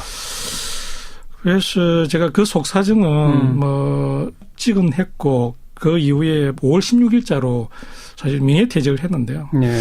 사실 그 부분은 제가 여기에서 이 자리에서 속사정을 100% 다 말씀드리기가 좀 제약이 있는 것은 좀 제가 그냥 추정컨대 아이고 행정소송 또 몇 년 걸릴지 모르고 이러느니 이제 끝내자 이런 생각 하신 거군요. 예, 그게 저도 참 안타까운 것이 그 이후에 제가 공익신고자 보호법을 수십 번 읽어봤습니다. 네, 네. 도대체 제가 보호받을 수 있는 것은 공익신고자 보호법인데 보호법에서 어떻게 저를 보호해 줄 수 있는지를 제가 나름대로 연구를 했었는데요. 네. 복직을 안 시켜주면은 회사에서 2년 동안에 분할해서 8천만 원만 주면 이행 강제금만 납부하면은 그걸로 끝이에요. 그걸로 끝입니다. 그 다음에는 저는 복직이 안 된 상태에서 행정 소송을 거쳐가지고 소송에서 이기면은 제가 복직을 할 수 있는데 그게 몇 년이 걸릴지 알겠습니다. 알기 힘든 당장 그 공익신고자 보호법부터 좀 바꿔야 되겠네요. 예, 그렇습니다. 그 남은 건 의인상 2개뿐이고 집안이 쑥대밭이 되었다. 이런 말씀 하신 적 있죠? 예, 11일 날이죠. 김현정 뉴스쇼에서 잠깐 그런 말씀을 드린 적이 있습니다. 지금 오늘 제가 명함을 받아서 보니까 명함 오른편 위에 청렴세상 이렇게 탁 써놓으셨고 세상 그리고 밑에 청렴 강사 김광호. 예, 그렇습니다. 어제 만드는 명함입니다. 청렴 강사 자격증을 따야 되는데 따셨어요? 예, 땄으니까 제가 명함을 어제 만들었습니다. 네. 청렴한 세상은 국민권익위원회의 대표적인 표어입니다. 그럼 이제 청렴 강사 자격증 따시면 국민권익위원회에서 청렴 강의를 하실 수 있게 되는 겁니까? 예, 그게 어떤 거냐면은 국민권익위원회에서 청렴 강사 자격 인정을 해줍니다. 네. 인증을 받은 사람들은 등록 위원회의 홈페이지에 강사로서 등록을 시켜가지고 인력 풀에 등재를 시켜줍니다. 그러면은 각급 학교라든지 강공서라든지 그쪽에서 이제 강의 요청이 올 때 대상이 될 수 있다. 강의할 수 있는 자격이 있는 것입니다. 청렴 강사로 활동하시고 한국자동차결함조사연구소를 만들어 가겠다. 앞으로 계획이 그러시네. 예, 그렇죠? 그렇습니다. 네. 현대자동차가 정말 좋은 기업 되려면 좋은 응답 있기를 기대해 보고요. 공익신고자 보호법 이런 거 빨리 좀 바꿔야 될 것 같다. 지금 말씀 속에서 그런 걸 느꼈고요. 우리 국민들은 김광호 씨한테 너무나 감사하면서 동시에 너무나 죄송합니다. 오늘 고맙습니다. 예, 감사합니다. 네, 2017년의 사람들 현대차의 김광호 전 부장 함께 만났습니다. 시작기 오늘 여기까지입니다. 내일 다시 뵙죠. 안녕히 계십시오. 그렇게 독단적인 결정을 했다고 보십니까?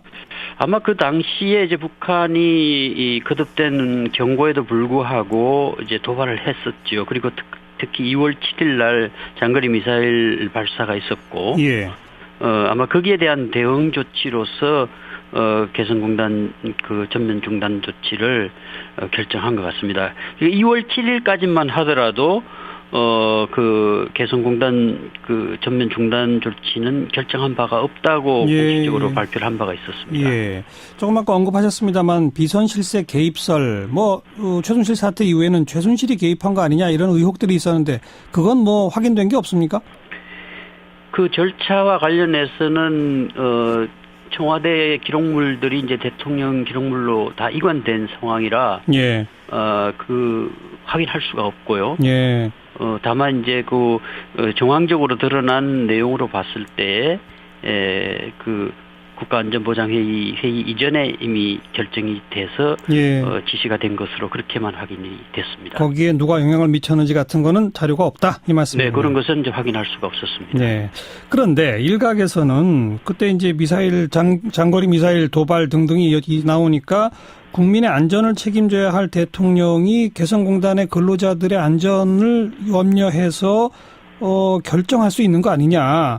그리고 구체적으로 개성공단 철수 방침은 국가안전보장회의에서 구체적으로 논의한 것 아니냐. 이걸 독단이나 초법적이라고 비판하는 것은 문제가 있다. 이런 지적도 있는데 어떻게 생각하세요? 그 부분이 이제 통치 행위라는 쪽으로 이제 정당화될 수 있는 이제 그런 논리이죠. 예. 근데 결과적으로 봤을 때 군사 작전 하듯이 또 우리 기업인들의 많은 손실을 가져오는 그런 조치를 그렇게 급박하게 취할 필요가 있었겠는가 하는 그런 이제 일부 지적이 있고요. 예. 또 지금 북한이 이렇게 지속적으로 도발하는 과정에서 본다면 어차피 폐쇄해야 할 조치가 아니냐는 사후적 해석도 있을 수 있는데요. 예. 근데 지금 이제 이것은 하나의 사례로서 앞으로도 남북 관계에 있어서 주요한 의사 결정이 이루어질 때 그런 이제 법률적 절차에 따라서 이루어져야 하고 또 주요한 그런 결정들이 공공재적 성격도 있기 때문에 그런 이제 공익적 성격에 맞추어서 심의 절차를 거쳐서 결정하는 것이 바람직하다는 그런 차원에서 이런 조사가 이루어진 것이죠. 앞으로 대북 정책을 결정할 때는 법적 절차를 꼭 지켜라. 그런 말이군요. 네. 그렇다면 네, 지금 기존의 법률들은 이걸 어기더라도 처벌할 조항은 없다고 하지 않았습니까? 네네. 법 개정도 필요할까요? 개정이 필요하기보다는 사실은 그건 국회의 책임이라고 볼 수 있습니다. 그렇죠. 2015년도에 남북관계 발전에 관한 법률을 제정해두고도 국회가 여야 모두 제대로 점검하지 않았습니다. 그러니까 통일부가 이 법률을 제대로 이행하고 있는지 하는 부분에 대해서 제대로 이걸 국회가 감시하지 못한 그런 책임이 있죠. 그래서 이제 우리 헌법상 대통령의 의무조항으로 통일과 관련된 의무가 있거든요. 그러니까 이제 대체로 많은 사람들이 이런 법률을 정해놓고도 대통령의 통치 행위로 모든 것이 정당화될 수 있다는 그런 생각을 하는 것이죠. 그래서 이런 좋은 법률을 정해놓고 절차적으로 거쳐야 될 이런 심의 절차를 정해놓고도 제대로 이행하지 못했던 것이죠. 앞으로는 제대로 지키자. 그런 취지의 조사였다는 말씀까지 듣겠습니다. 고맙습니다. 예, 감사합니다. 동국대학교 고유환 교수였습니다. 전기용품 및 생활용품 안전관리법, 줄여서 전안법이라고 하는데요. 내년 1월 1일부터 바로 시행될 예정입니다. 근데 이 법이 워낙 문제가 많다는 지적이 많아서 개정안이 지금 국회에 나와 있습니다. 그런데 개정안이 지금 국회에서 처리를 못하고 있죠. 이 개정안을 대표 발의한 더불어민주당 이훈 의원 연결해 봅니다. 안녕하세요. 예, 안녕하세요. 서울 금천구 신 더불어민주당 이훈입니다. 이 법에 어떤 내용이 문제입니까? 법이 본래는 이게 전기용품 안전관리법이라는 것이 있었거든요, 예전에. 그리고 품질경영 및 공산품 안전관리법이라는 게 있었습니다. 이게 통공법이라는 건데 이 두 법이 두 법을 합치면서 문제가 사실 발생했어요. 이게 보통 합치면서 그 생활용품의 특성이나 유통업체들의 영업적 특성을 고려하지 않고 이러므로 인해 가지고 실제 실행하기 불가능한 규제들이 포함이 됐습니다. 어떤 규제요? 이게 이제 안전 기준을 준수해야 되는 상황이 벌어졌는데 안전인증, 안전 확인, 공급자 적합성 확인 이런 좀 복잡한 과정이 있는데 일반 티셔츠 하나를 생산할 때도 원단별로, 색깔별로, 모델별로 모두 따로따로 인증을 받게 돼 있습니다. 이 법에 따르면. 그러면 여러분 안녕하십니까? 정관용입니다. 개성공단 전면 중단은 박근혜 전 대통령의 일방적인 구두 지시로 이루어졌다. 통일부 정책혁신위원회가 오늘 이런 검토 결과를 발표했습니다. 위안부 합의에 관한 어제 발표에 이어서 연일 충격적인 사실이 밝혀지고 있는데요. 잠시 후에 이번에 통일부 정책혁신위원으로 참여한 동국대학교 고유환 교수의 설명 들어보겠고요. 전기용품 및 생활용품 안전관리법, 줄여서 전안법이라고 합니다. 이 전환법이 지금 큰 문제예요. 영세 상공인들 생업 유지가 불가능하다, 이런 이야기까지 하는 상황이라 개정안 통과가 필요하다는 설명인데요. 이 개정안을 대표 발의한 더불어민주당 이훈 의원의 이야기 듣겠습니다. 7시 5분 시작되는 2부 정치 토크 준비했습니다. 위안부 태스크포스 팀 논란, 또 아랍에미리트 의혹 국정조사 논란까지 더불어민주당의 박용진 의원, 자유한국당 백승주 의원과 함께 토론하겠고요. 연말 특집 2017년의 사람들 그 6번째 순서, 그 현대자동차의 결함을 공익 제보한 김광호 전 현대자동차 부장 함께 만나보겠습니다. 잠깐 광고 듣고 출발하죠. 지난 정부의 대북 관련 정책들을 검토해온 통일부의 정책혁신위원회, 오늘 검토 결과를 발표했는데요. 개성공단 전면 중단은 박근혜 전 대통령의 일방적인 구두 지시로 이루어졌다, 이런 내용이 담겨 있습니다.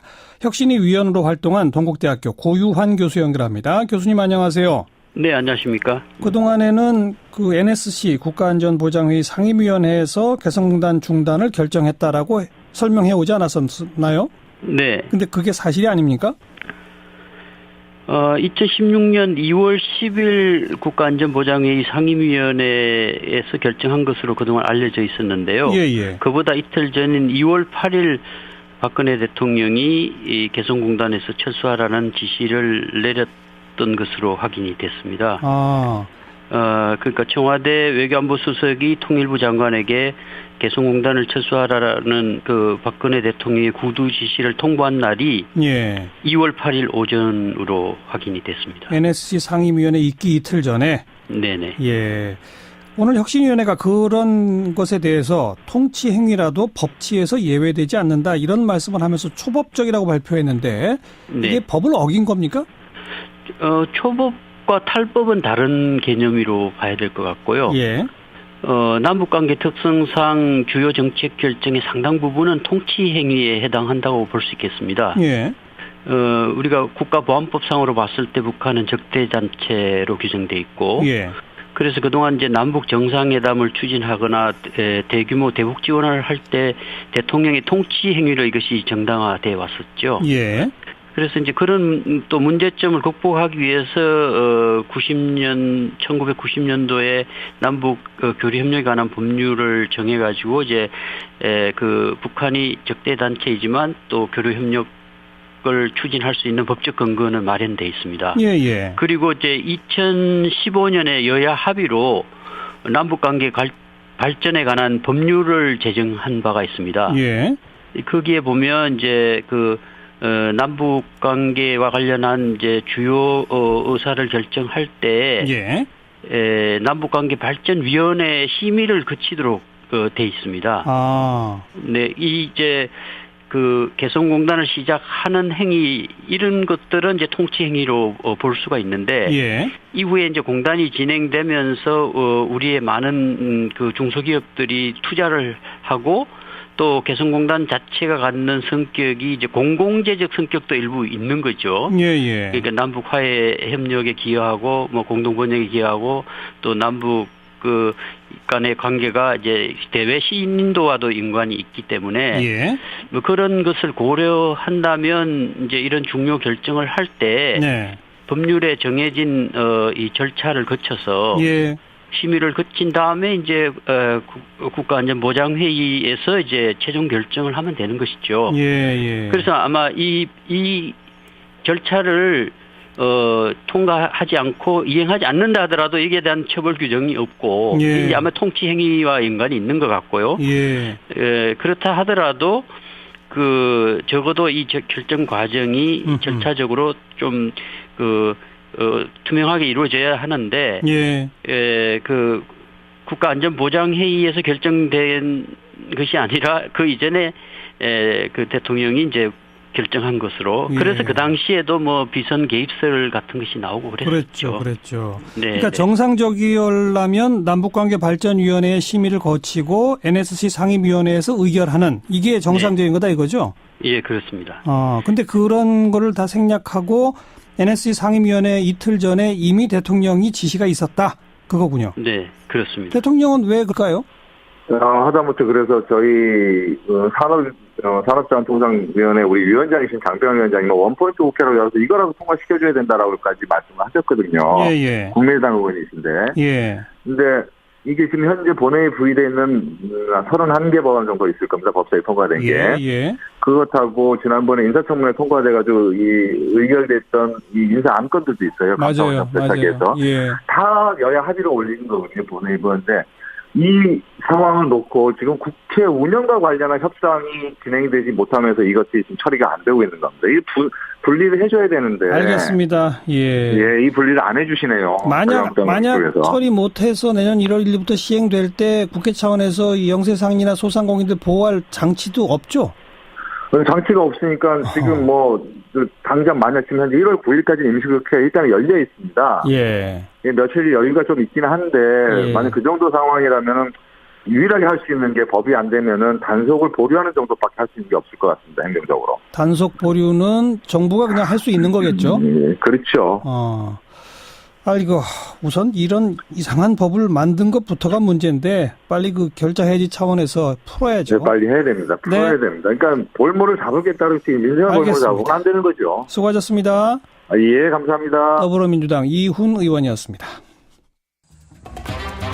윤태곤 실장 어서 오십시오. 네, 안녕하세요. 올해가 다 가고 있는데 아직도 국회를 연히 많이 하고 있네요. 그렇죠. 과거 기억해 보시면요. 국회 선진화법이 없을 때 12월 31일 이렇게 해가지고 예산안 통과되면서 법안도 수백 개 확 통과되고 그러지 않습니까? 그렇죠. 예. 다 일사천리로. 예.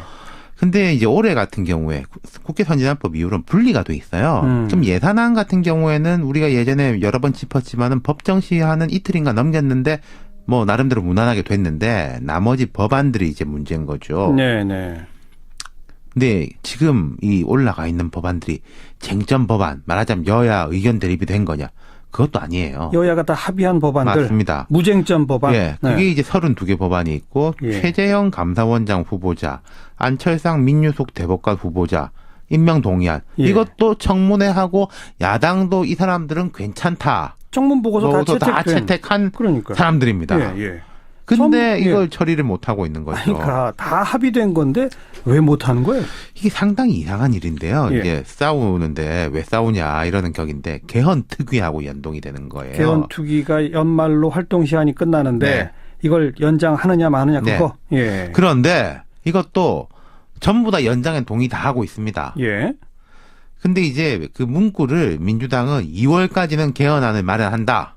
개헌 특위 연장 안에 이건 넣자는 거고 자유한국당은 2월까지라는 말 넣지 말고 조속히 마련한다. 이렇게 하자는 거예요. 2월까지와 조속히라는 그 글자 차이. 그렇죠. 그게 그렇게 중요합니까? 자, 그러니까 민주당, 국민의당, 바른정당, 정의당 등은 자유한국당도 원래는 그랬는데 지방선거 때 개헌하자는 거예요.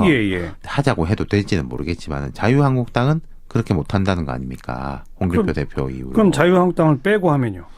물리적으로는 가능하죠. 과거에 그렇게 많이 했지 않습니까? 정세균 의장도 정족수가 되면은 본회의 소집할 수 있다 이러는데 이건 국민의당이 반대예요.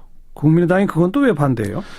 일단 한나라당 패싱을 하는 게 옳지 않다. 한국당 패싱. 자유한국당 110여 석이나 되는데 여당이 설득을 해서 데리고 와라는 것이고 이 좀 속내를 들어보면은 민주당이 한국당을 패싱하고 민생법안 감사원장 대법관 인사를 처리하자는 것은 내년에 있을 개헌 논의를 꼬이게 할 우려가 있다. 김동철 원내대표가 이렇게 말했어요. 개헌 논의를 꼬이게 한다.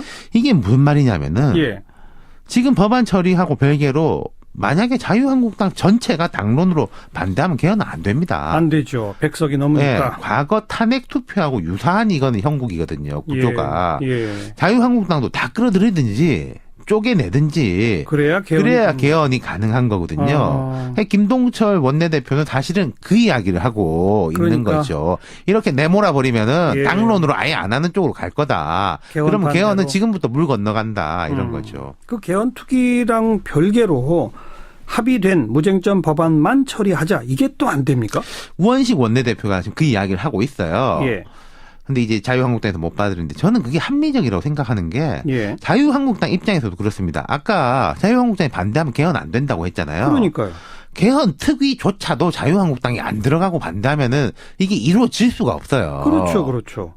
그러니까 지렛대는 자유한국당이 가지고 있는 거거든요. 예. 그러니까 이게 합의한 법안 처리를 동참한다고 해서 예를 들어서 여당이 이렇게 나 몰라라 하고 버틸 수가 없는 사안이거든요. 이거는. 그렇죠. 지금 대통령이라든지 청와대에서는 개헌하겠다라고 하니까 오히려 자유한국당이 좀 강자 입장에 서 있기 때문에 법안 처리는 해줘도 된다는 거죠. 예. 어찌 됐건 여야 원내 지도부가 계속 물밑 접촉을 하고 있는 것 같으니까 사실상 내일 하루지 않습니까? 동대문시장 한번 가보시죠. 이 동대문시장에 나와 있는 모든 이 의류 상품 보면 대부분이 다 품종 소량 생산이고 제품 주기 자체 되게 짧습니다. 그때그때 계속 나와줘야 되고. 근데 그렇죠. 그 하나하나를 다 인증을 받게 만들어 놓은 거예요. 비용도 비용이고 실제 그것을 해낼 수가 없습니다. 실무적으로. 예. 그러면서 이 법이 시행되면 그러한 이제 생활용품, 안전위해도 좀 낮은 생활용품까지 이것을 전기용품 수준까지 이 규제를 하다 보니까 알겠어요. 많은 사람들이 이제 어려워하죠. 사업을 하기가. 티셔츠에 무슨 안전 검사를 받아야 합니까? 이게 보면 티셔츠 같은 경우도 이제 그 염색이 들어가는 게 있고요. 그다음에 티셔츠별로 보면 원단에 따라서 이게 보면은 사람들하고 이 피부의 접촉성이 있지 않습니까? 그렇죠. 예, 이제 이런 것들이 다 검사받아야 된다고 얘기하는 거죠. 근데 그런 특성들을 다 세밀하게 다 확인하지 못하고 사실 법이 합쳐졌습니다. 예. 근데 뭐 원단만 그냥 검사한다든지 이게 아니라 같은 모양의 티셔츠라도 색깔이 다르면 그것도 또 검사받게 하고. 왜냐하면 염색이 달라지니까. 예. 왜 근데 이런 법을 만들었습니까? 이게 갑자기 그렇게 만들어진 법이 왜 그렇게 되냐. 이게 박근혜 정부 당시인데, 기억하실지 모르겠지만 그 가습기 살균 사건이 벌어졌습니다. 네네네. 그로 인해가지고 이 제품 안전에 관련한 문제가 이제 사회적 이슈가 되면서, 이걸 정비하는 과정에서 관리 체계가 유사했던 전기용품 관련, 아까 말씀드렸던 전기용품 안전관리법하고, 일반 생활용품까지 포함되어 있던 이 품본법을 합체했어요. 그러면서 전기용품 수준으로 해버렸다? 어려워진 거죠. 그러면서 이 의견 수렴을 다양하게 못했고 업체들 역시도 심각하게 고민이 없었던 것도 사실이고요. 네. 그러면서 안전이 강조된 상황에서 정부 말만 듣고 사실은 그 당시 19대 국회에서도 별 의심 없이 이 법이 통과돼 버린 거죠. 네. 그 당시 이 법 만들 때 담당 부서 장관이 국회에 와서 사과까지 했다면서요? 와서 사과하신 게 아니고요. 그분이 지금 자유한국당 의원이신데 지금 법사위원이세요. 예, 법사위에서 이 법을 이제 저희 상임위에서 통과되고 나서 법사위에 넘어갔는데 법사위에서 이 법을 통과시키면서 본인이 이제 신상 발언하시면서 자기가 당시 지경부 장관이었다 이 법을 총괄하던. 그러면서 사과를 하셨던 걸로 저도 전해 들었습니다. 그 정부도 문제지만 당시 꼼꼼히 안 챙긴 여야 의원도 다 책임이 있는 거군요.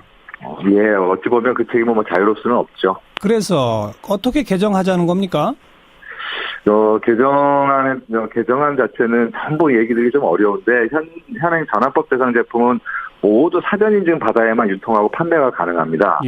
그래서 거기에 따른 인증 비용, 인증 기간, 납품 등 문제가 발생하는데 저희들은 이제 그 중에서도 유해도라고 합니다. 그러니까 안전에 크게 이상이 없을 만한 제품들, 낮은 제품들 같은 경우는 안전기준 준수 대상 제도를 신설하는 겁니다. 현재 법상에는 안전 인증, 그러니까 제일 높은 수준의 안전 인증 부분이 있고요. 중간 정도 수준의 안전 확인이 있고 마지막에 공급자 적합성 확인이 있는데 이것을 안전 기준 준수 부분을 하나 더 만드는 거죠. 해가지고 대부분의 이제 일상적인 생활용품은 이런 안전 기준만 준수하면은 제품을 제작 판매할 수 있도록 하는 겁니다. 그 외에도 이제 구매 대행이나 병행 수입 같은 경우도 그 업체 특성을 고려해서 특례 조항이나 의무 조항을 부과하면서 이게 이제 가능할 수 있도록 만들어준 거죠. 그러니까 대부분의 별 위험성 없는 제품은 사전 인증 안 받아도 되게끔 그런 거죠. 이제 사전에 제시되는 안전 기준 준수 사항들이 있습니다.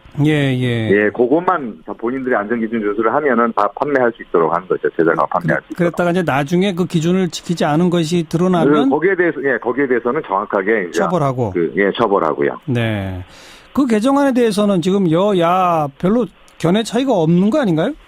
예, 변의 차이가 없습니다. 그래서 저희 산업위에서도 통과가 됐고 법사위에서 통과가 됐죠. 예. 그래서 본회의 부의된 상태입니다, 현재는. 그런데 이게 본회의 처리가 안 되면 기존의 그 법이 그냥 1월 1일자로 시행된다 이거죠? 그렇죠. 그렇게 시행되면 어떻게 됩니까? 시행되면 이게 이제 이 법에 보면은 처벌 규정이 좀 강하게 돼 있습니다. 잘못한 제일 강한 것은 3년 이하의 징역, 3천만 원 이하의 벌금, 내지는 300만 원 이하의 과태료까지 물게 돼 있는데, 그러니까 이제 이 소상공인들이나 중소상공인들이 전부 다 우리 범법자 만들겠냐 이렇게 얘기하시는 거죠. 예. 그래서 실제는 반드시 통과돼야 됩니다. 그래서 이 법에 문제가 있다는 게 이미 알려졌고, 그래서 올 1년 동안 이것을 법을 유예해 왔습니다. 유예하면서 이제 개정안을 만들 수 있도록 노력을 해왔던 거죠. 그래서 그게 이제 올 12월 31일부로 이제 유예 기간이 끝나는데. 알겠습니다. 개정안 통과를 못 시키더라도 또 1년 유예라도 해놔야 될 텐데 그것도 아무튼 국회에서 처리해야 되는 거죠? 또 처리해야 됩니다. 그럴 바에는 그냥 개정안 통과가 낫겠네요. 낫죠. 자유한국당도 반대 아니라고 그러셨죠? 예, 자유한국당도 이 법에 반대 안 하십니다. 그럼 어떻게 내일이라도 본회의에서 처리될 거예요? 주말이니까. 본회의 열릴지도 모르겠습니다. 각 당은 어쨌든 의원들한테 외유 나가지 마라, 지방에 멀리 가지 마라, 서울 주변에 다 있더라 대기시켜놓고 있는 상황입니다. 저는 열릴 거라고 봐요. 저도 그렇게 기대. 그래서 무쟁점 법안은 통과시킬 거라고 봐요. 그러기를 기대해야죠. 수고하셨습니다. 감사합니다. 윤태곤 실장이었습니다. 시사잡기 1부 마치겠습니다. 잠깐 뉴스 들으시고요. 7시 5분에 다시 뵙죠.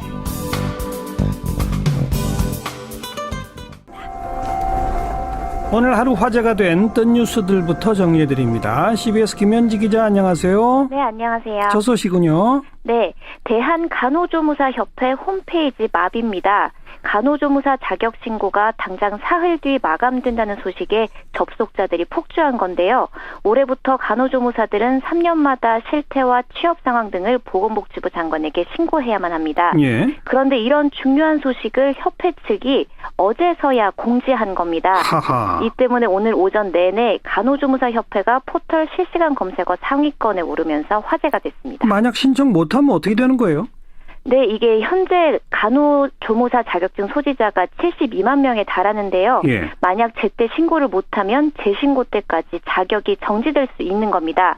하지만 서버 폭주로 접속조차 안 되자 만약 신고 못하면 누가 책임을 질 것이냐, 지금까지 공지나 문자 한 통 없고 인터넷은 마비고 도대체 어쩌란 말이냐면서 불만이 쏟아졌는데요.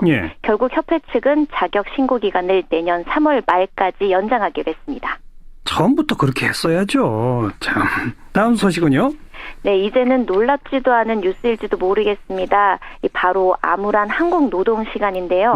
고용노동부가 오늘 국가별 연간 근로시간을 발표했는데 경제협력개발기구 OECD 28개 국가 중에 우리나라 근로시간이 뒤에서 두 번째로 긴 것으로 나타났습니다.